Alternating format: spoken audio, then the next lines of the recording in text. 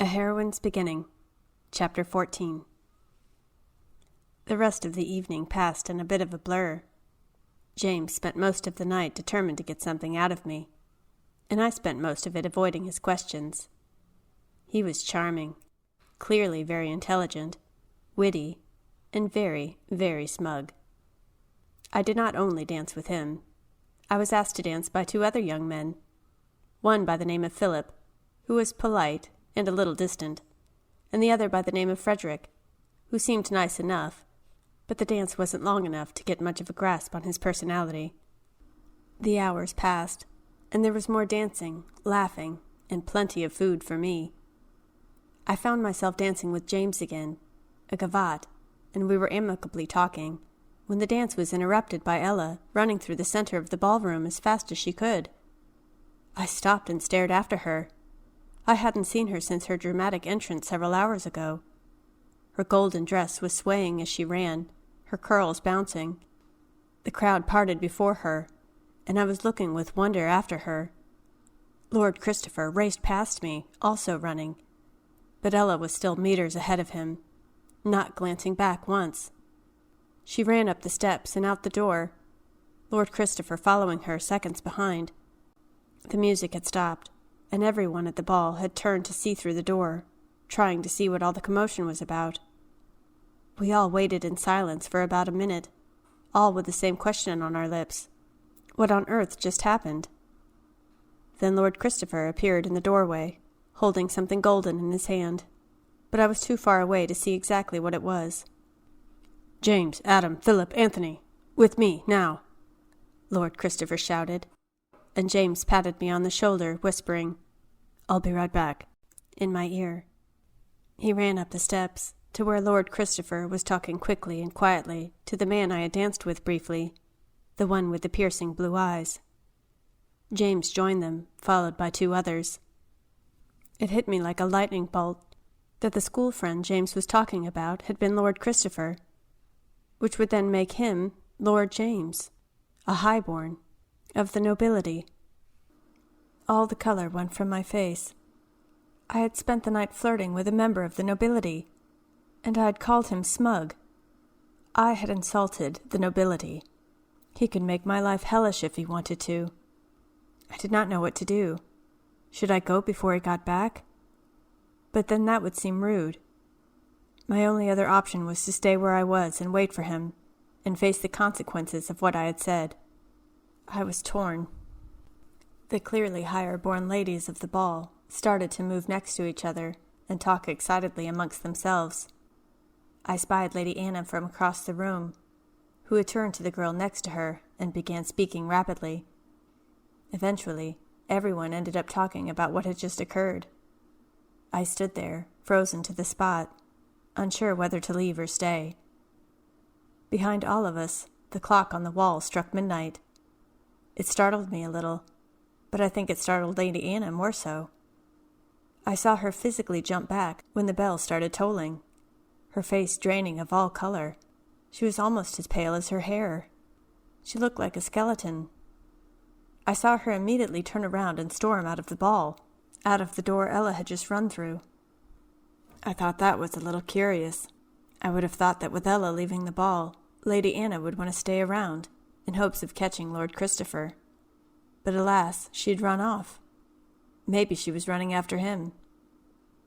We all waited for another 10 minutes. Nobody else dared to leave in case they missed something. Then we all heard powerful footsteps striding down the hall.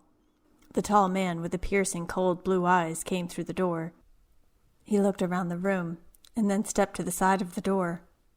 Moments later, Lord Christopher and the others, including Lord James, came through the door as well. Lord Christopher looked visibly distressed, but stood in front of the crowd and spoke loudly. "The ball is over. I'm sorry to cut the night's revels short, but urgent matters have arisen. I thank you all for coming, and I wish you a safe journey home." I knew this was my chance to escape Lord James, mingling in with the crowd of people all leaving the ball at the same time. I decided it was probably best if I didn't see him.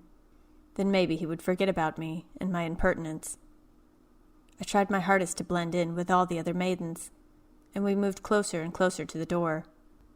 We were almost through it, when I felt a strong hand grasp my wrist and pull me backward.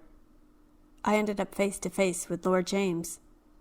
He smiled at me, the same smug smile he had had all evening, but now it was slightly kinder and softer. I tried to keep looking at him, but my head wouldn't obey, and I ended up staring at the floor. "Marion, are you all right?" he asked, concern lacing his voice. "Marion, were you planning on leaving without saying goodbye?" At this, I made one last effort to joke with him, distract him from realizing I was low-born and far too bold. "Goodbye." There, I said it. I turned back around and tried to get back into the crowd. "Marion, what is the matter?" I tried to walk away, but he had a tight hold of my wrist. "Marion, please." I couldn't escape him, so I resolved to simply tell him and hope that he would not take it out on me. I sighed heavily and turned to face him. "I was not aware you were a lord," I informed him. His face twisted in confusion. "I didn't keep it a secret. Why should that matter?" When I didn't reply, he said, "And if you want to be pedantic, I'm a sir, not a lord." He chuckled a little. "Because I'm a low-born," I admitted. "I used to be a scullery maid." "And your point is?" he asked. At this I looked up. I was expecting him to be instantly repelled by me and run away, but he didn't. "So you're not mad that a low-born girl has been insulting you all night?" I asked hesitantly. "No, of course not. This ball has been considerably more fun than I thought it was going to be. I thought I was going to be in for a boring night looking after Christopher. He wanted us all here so he wouldn't be completely alone tonight with people he didn't know. But you have certainly made my night very enjoyable. You and that girl we just tried to chase." "Wait, you chased her?" I asked, suddenly intrigued. "Yes, she ran out of the ball, and Christopher was determined to find her. She didn't even give him her name." I was stunned by this. I had no idea what Ella was doing tonight, and I made a mental note to ask her about tonight the next time I saw her. I looked behind me and saw that most of the crowd had already gone through the doors, which meant the carts that were heading back to the village would be leaving soon. "I need to go, or I'll miss the carts," I told him. He laughed. "Ah, so you really are low-born then, if you came in a cart." I was worried for a moment, but then he laughed again. "There's no need to worry. I'm not offended. Go, your cart awaits. But I would like to see you again, very much," he said. "And I you," I replied. He gave me one last bow. "My lady," he said, kissing the back of my hand. His green eyes stared up at me as he kissed me, and there was something in them I could not quite place. "Good sir," I responded. "Goodbye." "Farewell," he said. But I had already turned away and was walking out of the door, back toward the carts. It had been a truly magical night at the ball. The journey back was full of excited chatter. The girls could not stop talking about the events of the night. No one else had recognized the girl, or the Golden Princess, as they called her. I thought this was a little odd, but I suppose no one else in the carts had lived in the manor house, and so had only ever seen her passing through the market, or from a distance when her parents were still alive. Who could she be? She must be very rich to have an entire dress made of gold. The Duke's son was quite taken with her. Quite taken? More like head over heels in love with her. He didn't look at a single other girl all night. You're just jealous. Who wouldn't be? I sat in silence listening to them, deciding whether or not to tell them I knew who the Golden Princess was. My mind wandered to the moment Ella ran from the ball.